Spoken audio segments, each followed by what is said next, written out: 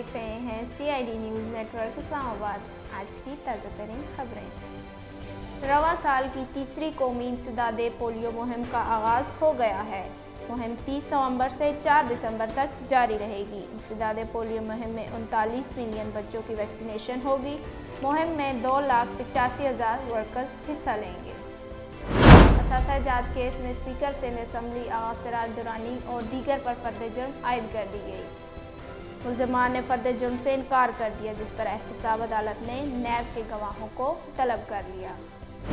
लाहौर के मेव अस्पताल में कोरोना वबा के सिलसिले में की जाने वाली खरीदारी की जांच पड़ताल शुरू कर दी गई। नैब ने तमाम रिकॉर्ड तलब कर लिया।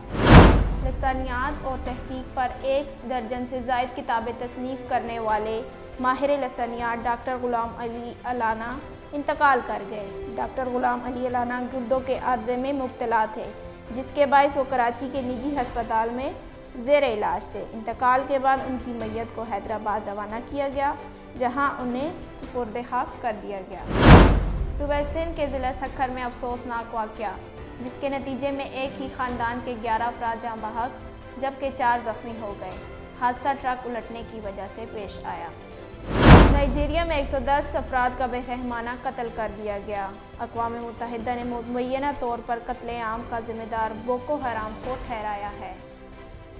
रावलपिंडी मरगज़ार चिड़ियाघर के हाथी कावान को कंबोडिया रवाना कर दिया गया। फ़िज़ाई हदूद इस्तेमाल के मामले पर भारतीय हथधर्मी से रवानगी में 10 घंटे ताख़ीर हुई।